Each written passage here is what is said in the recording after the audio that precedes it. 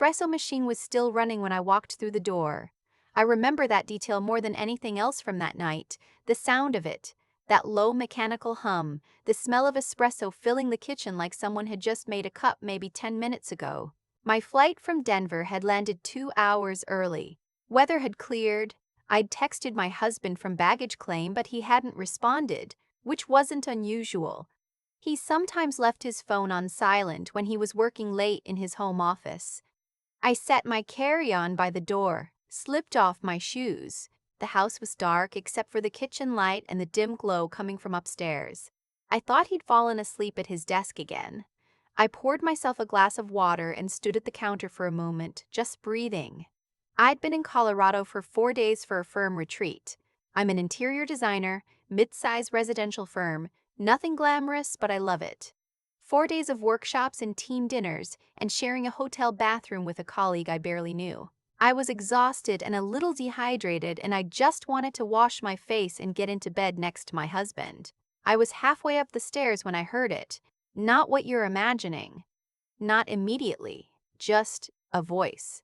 A woman's laugh. Low, like someone trying to keep quiet. And then the sound of my husband's voice, murmuring something I couldn't make out. I stopped on the 7th step. I know it was the 7th because there's a small scratch on the baseboard there from when we moved the bookshelf last spring, and I was staring directly at it. My brain did that thing where it tries to hand you an innocent explanation before the real one arrives. Maybe it's the TV. Maybe he called his sister. Maybe. But I knew. I think some part of me had known for a while and had just been very, very busy not knowing. I didn't go to the door. I want to be honest about that. I stood on that step for what felt like 3 full minutes, and I did not go to that door. I wasn't ready to see it. I wasn't ready for it to be real. What I did instead was take out my phone. Our bedroom door was cracked open maybe 2 inches. Just enough. I stood just outside the frame, back against the wall, and I hit record. My hand was shaking so hard the first few seconds are just blurred ceiling, but then it steadied. I don't know how. Adrenaline, maybe. Or something colder than that. I won't describe what I saw. I'll just say it was enough. It was more than enough. The woman with him was someone I knew, not a stranger, not some anonymous name I'd never have to picture a face for. It was someone I'd had brunch with, someone who had sat at my kitchen table and eaten my food and smiled at me across it. Her name was Vanessa. She was my husband's colleague at the law firm where he worked. I had met her at a holiday party 2 years ago. I had bought her a birthday card once because my husband mentioned her birthday was coming up and I thought it was a nice thing to do. I pressed stop. I walked back downstairs. I sat on the kitchen floor with my back against the cabinets, and I put my phone face down on the tile in front of me, and I stared at the ceiling for a long time. I didn't cry. Not yet. I think I was in that particular state of shock where your body just goes very quiet, like it's waiting for instructions. My husband's name is Scott. We had been together for 6 years. Married for 3. We had a dog named Biscuit who was currently at my mother's because Scott said having the dog around while I was traveling made him feel like he couldn't focus. That detail, right then, sitting on the kitchen floor, felt like its own small betrayal. I also need to tell you something else, something I had only known for 11 days at that point. I was pregnant. 6 weeks. I had taken the test on a Tuesday morning before my flight and sat with it for the entire 4-day retreat, trying to figure out how I felt about it, trying to imagine telling Scott, replaying every possible version of that conversation. We had talked about starting a family. In the abstract way, couples talk about things they're not quite ready for but believe they'll get to eventually. I had thought maybe this was us getting there. I sat on that kitchen floor with a video on my phone of my husband in our bed with someone else and a pregnancy I had not yet told him about, and I made a decision that I want to describe as calm but was probably more like numb. I did not go upstairs. I did not confront them. I got up, I picked up my carry-on, I went back to my car, and I drove to my college roommate's apartment 20 minutes away. Her name is, well, I've been calling her my roommate. And that's what she is to me. That's the truest thing I can call her in this story. She opened her door at 11:47 at night because I had called her crying from the car and she had said, "Get here," without asking a single question. That night, lying on her pull-out couch, I made a list on my phone. Not a dramatic list. Not a revenge list. A practical one. Divorce attorney. Bank accounts. The lease on my studio space. The joint credit card. Biscuit. And one more thing that I lay awake for a long time deciding, the pregnancy. I want to be very careful about how I talk about this part because I know people feel strongly and I'm not here to argue about anything. I'm telling you what I chose and why. I was 6 weeks pregnant by a man who had been sleeping with someone I knew in our home, in our bed, and when I thought about what it would mean to be tied to him for the next 18 years, co-parenting, shared custody schedules, holidays negotiated by lawyers. I thought about the version of my life that came with that and the version that didn't. I was 31. I was not ready. Not like this. Not with him. I made an appointment. I used a clinic about 40 minutes from where I lived. One I found through a trusted referral because I wanted no chance of running into anyone I knew. I was scared and I was quiet and I went alone because I wanted it that way. I told my roommate where I was going and she offered to drive me and I said no and I meant it. Some things you need to do in the specific silence of your own company. The clinic was a low beige building off a side street with a parking lot that was only about a third full on a Wednesday morning. There was a woman at the front desk with reading glasses on a beaded chain who checked me in and handed me a clipboard and spoke to me in the specific, neutral, warm voice of someone who does this with real care. I filled out my forms. I sat down. I waited. The nurse who brought me back was young, maybe my age, and she had the kind of manner that doesn't try too hard. She walked me through what would happen, asked if I had any questions, took my vitals.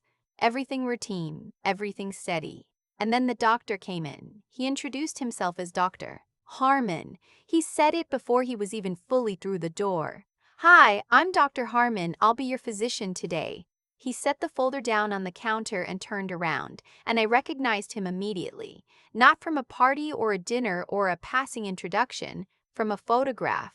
The one on Scott's parents' mantel in their house in Connecticut. The one I had stood in front of at Thanksgiving 2 years ago while Scott's mother pointed everyone out.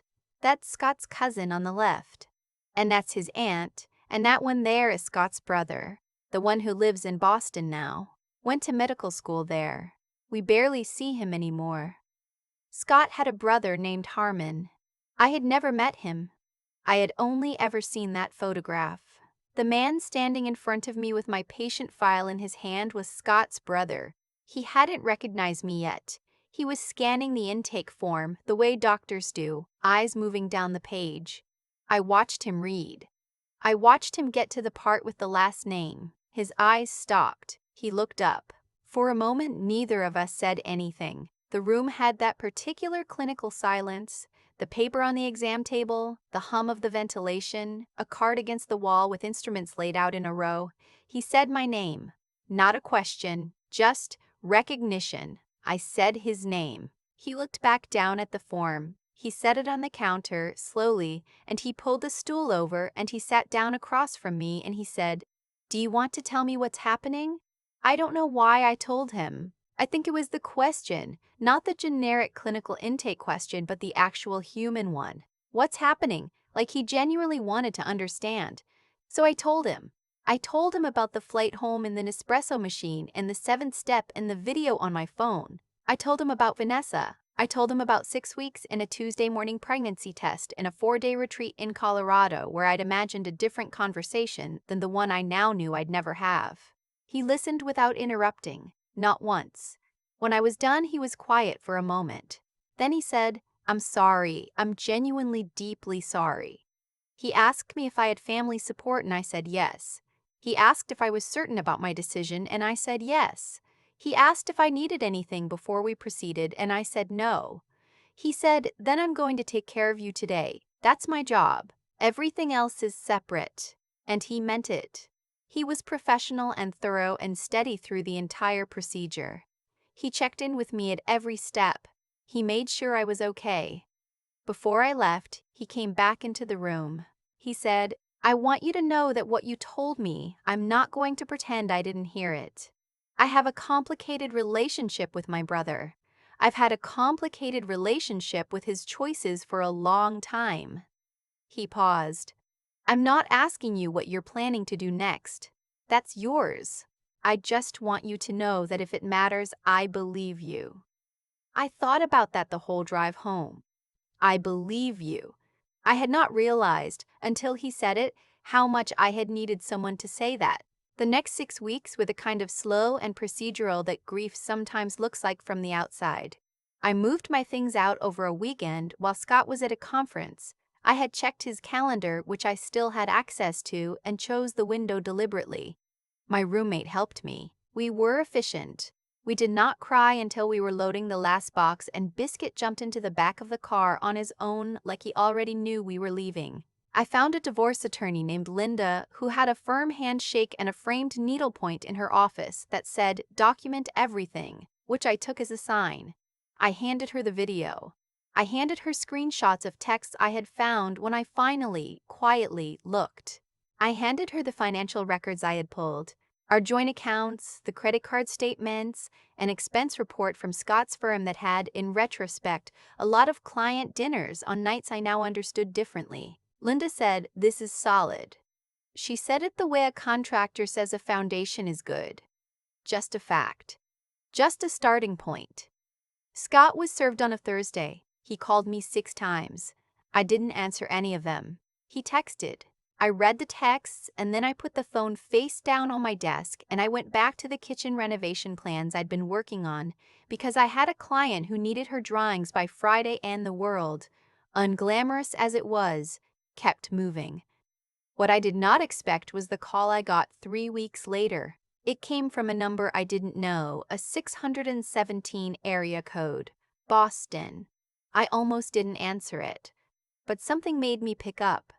It was Scott's brother. He said, "I'm sorry to contact you this way. I want to be respectful of your privacy. I only have this number because I asked my mother for it and told her it was about a medical follow-up, which I know is its own complicated thing, and I'm sorry for that too."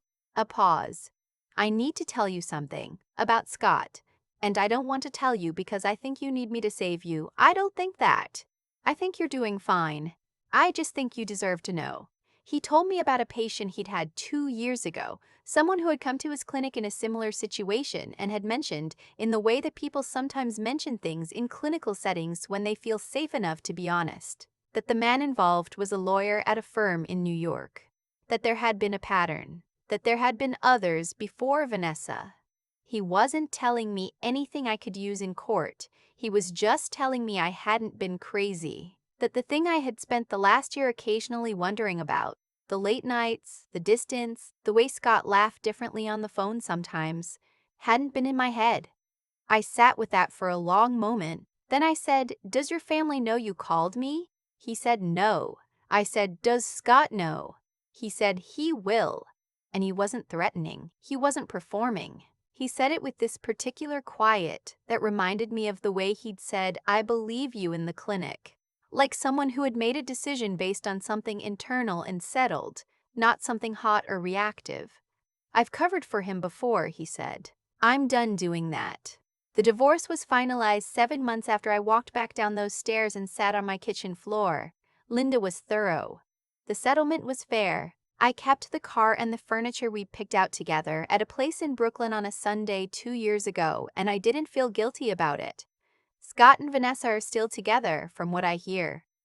I don't look. I don't have to look. His brother and I have emailed a few times, not about Scott.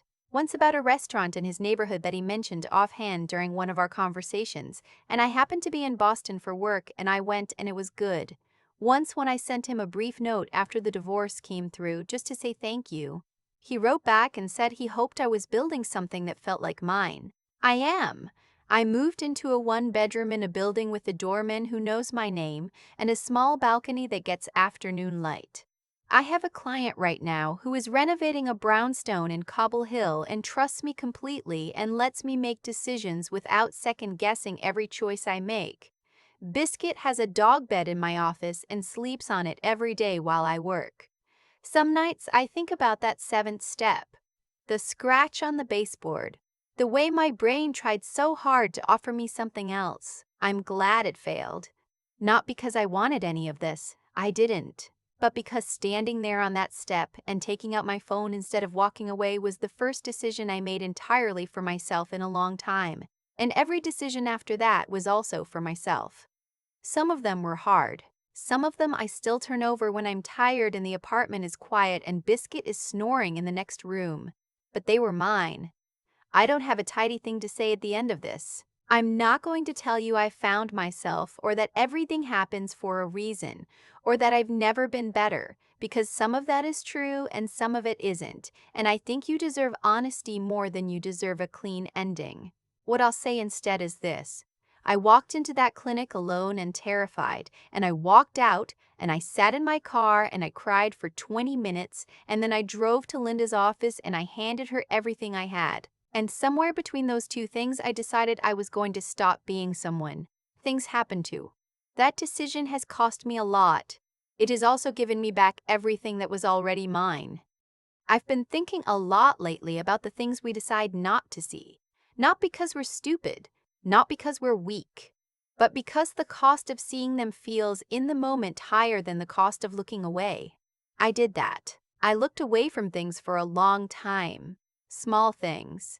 The kind that don't announce themselves as evidence until later. When you're sitting on a kitchen floor at midnight and your hands are still shaking and you realize you've been collecting them for months without meaning to. There's something that happens to a person when they finally stop rationalizing. It doesn't feel like clarity at first. It feels more like the air going out of a room. Everything gets very still. And then, slowly, you start to see the shape of what was actually there. Scott made his choices over a long period of time. He didn't make them in one reckless night. He made them consistently, quietly, and with enough practiced care that I almost never caught the seams. I think about the cause and effect of that now, not with anger, but with a kind of exhausted understanding. Every choice he made pulled something tight between us. And then tighter. And then one night the whole thing gave way, and I was standing on a staircase with my phone in my hand, and there was no more rationalizing left to do. What I did next? Taking out that phone, walking back down those stairs, driving to my roommate's apartment instead of screaming or crying or confronting anyone. I think that was intelligence before it was strength. I didn't feel smart in that moment. I felt like someone moving through water. But something in me understood that the most powerful thing I could do right then was not react. Was not hand him the evidence of my devastation before I had anything concrete to hold in return. I think about Harmon a lot. Scott's brother, who had every reason to protect his family's name and chose not to. Who sat across from me in that clinic and asked, "What's happening?" Like someone who actually wanted to know. Who called me months later from a Boston number I didn't recognize and said, quietly, "I'm done covering for him." There is something about a person who chooses honesty when loyalty would have been easier that I find almost unbearably moving. He didn't rescue me. He just refused to participate in something that was wrong. That's a smaller thing and also a much larger one. The choices I made during those months, to document instead of confront, to find Linda before Scott even knew I'd found the video, to go to that clinic alone and make a decision on my own terms. Those choices cost me something. There were nights when I questioned every single one of them. There still are. But I'd come to believe that integrity isn't what you do when it's easy. It's what you do when every bone in your body wants to do the other thing. When you want to scream and instead you pick up your phone. When you want to collapse and instead you call a lawyer. When you want to disappear and instead you sign your name on a document that says, "This is what I choose for my own life." I'm not the same person I was the night I walked through that door and heard the Nespresso machine running in an empty kitchen. I don't think I'm supposed to be. The woman who stood on that 7th step and decided to stop looking away, she was braver than she knew. I'm trying to be worthy of what she started.